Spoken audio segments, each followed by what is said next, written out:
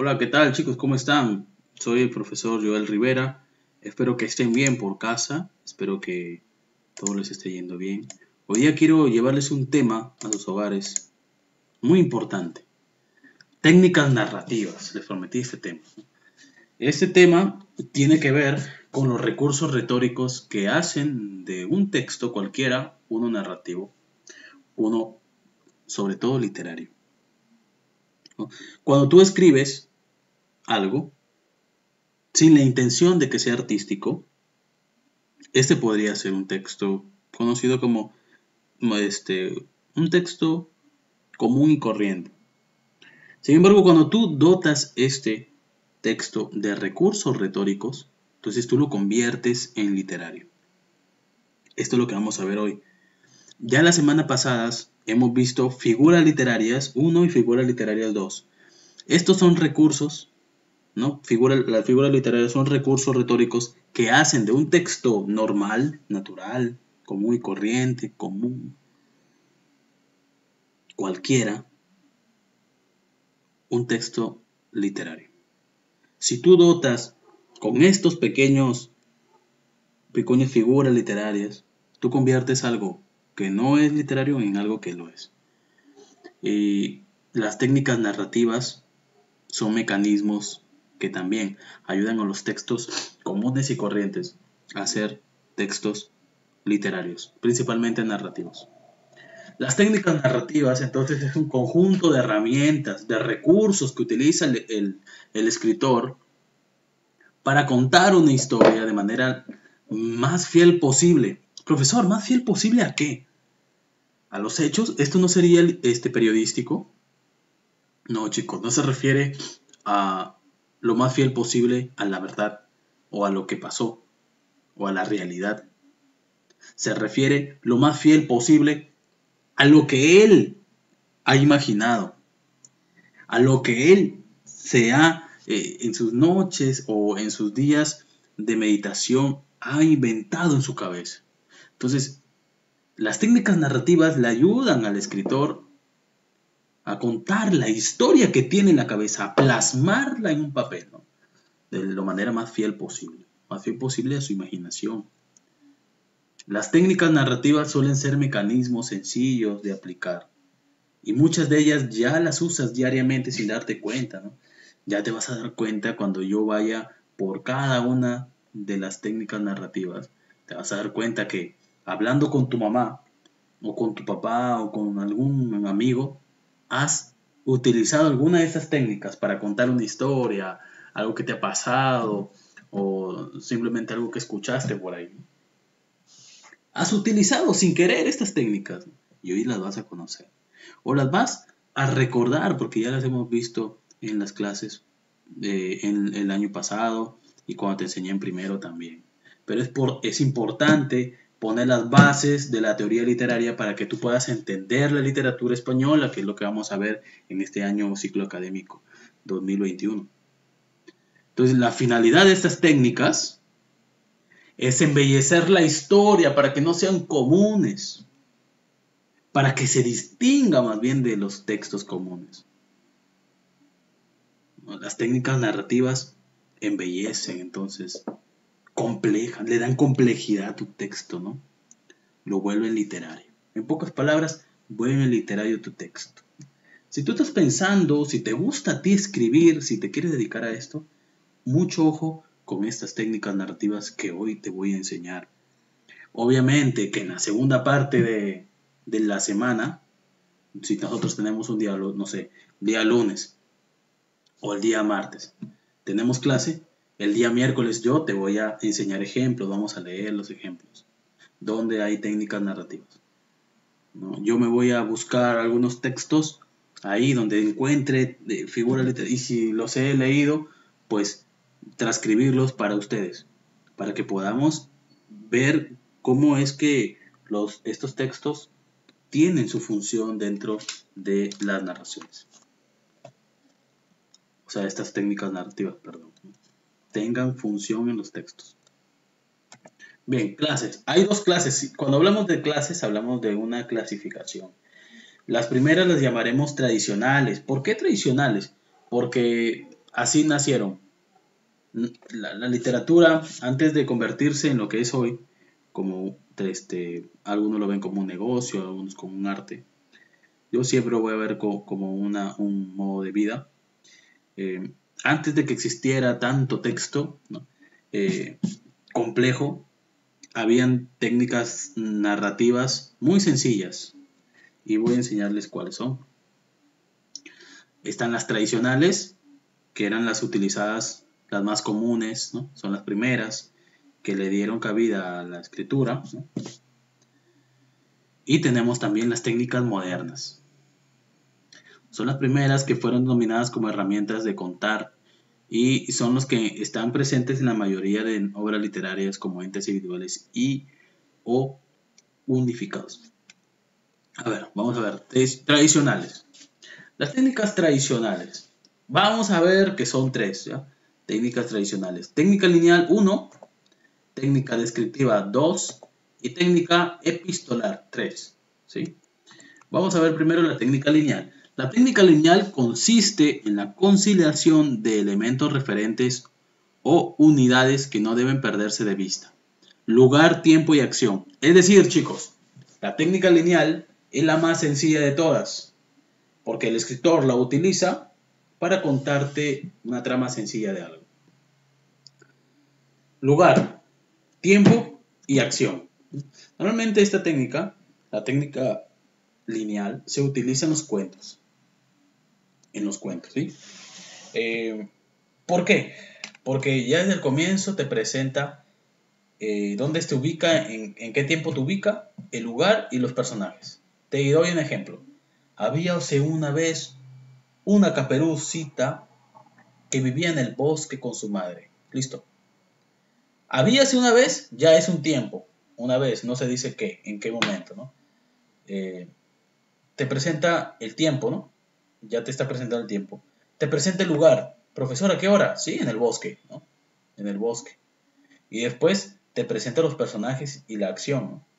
Vivía la caperucita roja con su madre, ¿no? Listo. Entonces, porque de su madre sale la orden de ir a donde su abuelita. Entonces, ya te está presentando prácticamente esta conciliación. Entonces, la técnica lineal va desde inicio, nudo y desenlace, sin perderse.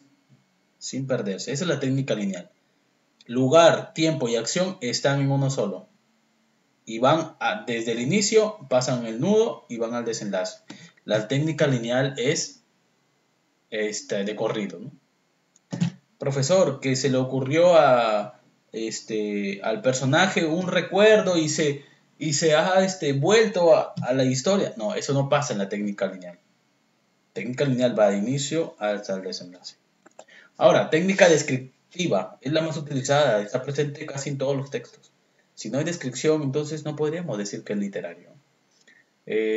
La descripción consiste en, valga la redundancia, describir, dar detalles minuciosos para ayudar al lector en la comprensión del tema. ¿Cómo así, profesor? Todo lo describe. ¿Por qué? Porque el escritor tiene que hacer que el lector se empape de la historia, que conozca al personaje principal, que se lo imagine, que se coma la historia, que se la crea, que inclusive pueda decir, oye, tal vez esto pasó. ¿No? Esa es la técnica descriptiva, ¿no? Describe lugares, ¿no? Para que tú te los imagines. Describe personajes. Describe también los edificios. Describe a los personajes secundarios, principales, al enemigo, todo. ¿No? ¿Por qué? Decía Stendhal, decía que el novelista debe ser un caminante que lleva un gran espejo en las manos. Es decir, el novelista debe ir contándote lo que está viendo en su imaginación y debe describirlo para que también lo vea el lector. Ahora, la tercera es la técnica epistolar, que consiste en elaborar una obra como una colección de cartas cuyo contenido brinda información de personajes y acontecimientos. Te cuenta la historia por medio de cartas, ¿no? Piura, 27 de abril 2021. Me levanté de mi cama, fui a desayunar y de nuevo volver a la computadora, donde se me cierran los ojos, escuchando una voz monótona que me habla de un tema que no quiero escuchar. Y así paso mis días entre el tedio de las clases virtuales y la cólera de mis padres que me obligan a estar sentados, ¿no? Por ejemplo, ¿no? Cuenta la historia como una carta, ¿no? Como una carta, como diario también puede ser, ¿no? Como diario. En el caso de Drácula, por ejemplo, Drácula está escrito a través de cartas. El diario de Ana Frank también tiene la técnica epistolar, ¿no? Son cartas. Tienen un destinatario, ¿no? El destinatario es el lector. ¿Listo? Epistolar. Da la sensación entonces de que sea autobiográfico, ¿no? Autobiográfico. Bien, ese texto que les dije es improvisado, por si acaso. No es parte de un libro ni nada, es improvisado. Ahora, técnicas modernas. Son sofisticadas, salen después, ¿no? Y vamos a ir rápido porque se nos acaban los 15 minutos. A ver, juegan con el escenario, juegan con el tiempo, alteran el tiempo a su modo, deforman el papel del lector, ¿no? Vamos a ver. Monólogo interior, ¿no? Esto lo inventa un escritor llamado William Faulkner. William Faulkner. William Faulkner era un escritor norteamericano, un premio Nobel de literatura, que distorsiona el papel del lector en la historia, el papel del personaje también. El escritor descubre al personaje contándole al lector los pensamientos, o sea, habla en voz alta. El monólogo es cuando hablas en voz alta, monólogo interior, ¿no? Pero el lector puede leer, ¿no? Puede leer. Los personajes, demás personajes no se enteran de lo que está pensando el protagonista, pero el lector sí se entera, sí se entera. Flashback es una aparición abrupta del pasado en el presente. ¡Pum! Te presenta, de repente está en la historia, en lo mejor de la historia y ¡pum! Te presenta un recuerdo. Vuelves al pasado un rato, como una página tal vez, un par de textos, y ¡fu! Vuelves de nuevo a la historia, ¿no? Vuelves de nuevo a la historia. El autor narra el presente, ¿no? Corta sin previo aviso, ¡pum! Te presenta algo del pasado y de nuevo regresa al presente. Es para respaldar la historia, tal vez para sazonarlo un poquito, ¿no? Pero no tiene una consecuencia en la historia, ¿no? O casi siempre no lo tiene, ¿no? En cambio hay otra que se llama raconto, significa recuerdo prolongado. Consiste en traer el pasado al presente en un recuerdo sostenido. ¿Qué quiere decir esto? El raconto es cuando tú estás a la mitad de la historia y de repente el escritor te cuenta cómo es que el malvado llegó a ser malo, ¿no? ¿Qué le pasó en su vida que lo hizo malo? Entonces vuelve al pasado. Normalmente el raconto sirve para explicar los hechos del presente a través del pasado. Entonces, en el pasado, pues te descubre un montón de cosas, ¿no? Te descubre un montón de cosas que al fin y al cabo llega a ser como es en el presente el protagonista o el villano. Entonces, vuelve al pasado para explicar los hechos del presente. Después tenemos los vasos comunicantes, que son historias y diferentes, en capítulos diferentes, que se van uniendo hasta que al final, ¡pum!, se unen todas, ¿no? Esta es una técnica bastante compleja. Historias diferentes, ¿no? Te cuenta, por ejemplo, la historia de una mujer que lava ropa en una casa muy adinerada. Después te cuenta la historia de una familia muy rica, ¿no? Que tienen una hija, la hija no los conoce casi porque ellos nunca paran en casa, más conoce a la empleada. Después te cuenta la historia de un niño, ¿no? De un niño que da todo por estudiar, es muy listo, pero no tiene los recursos. Después te van contando varias historias diferentes que pareciera que no tienen que ver nada una con la otra y de repente, ¡pam!, un evento hace que se unan, ¿no? Este es los vasos comunicantes. Documentalismo es cuando traes documentos que respaldan la historia, ¿no? Borradores, cartas, no contándote la historia a través de cartas, sino Por ejemplo, y te cuenta de repente que la separación del protagonista con su esposa, ¿no? Te lo cuenta así el narrador, ¿no? Y de repente un día, Carlos llegó y no encontró nada más sobre su mesita de noche que una carta pequeña que decía. Entonces, trae el documento y te dicen, querido Carlos, he decidido dejarte. No soporto la cotidianidad, la rutina en la que me tienes inmersa. He decidido abandonarte, no es porque te deje de amar, sino es porque me cansé de la situación. Punto. Te quiere Carla, ¿no? Cosas así, ¿me entiendes? Entonces, el documentalismo trae documentos para hacer más reales, ¿no? La historia, respaldarla, ¿no? El lector comprometido, cuando está escrita en un lenguaje de segunda persona, parece que el lector se mete en la lectura. Él es el protagonista, ¿no? Es muy difícil lograr este efecto, pero hay novelas que muy buenas que te hacen sentir eso, que estás dentro de la narración.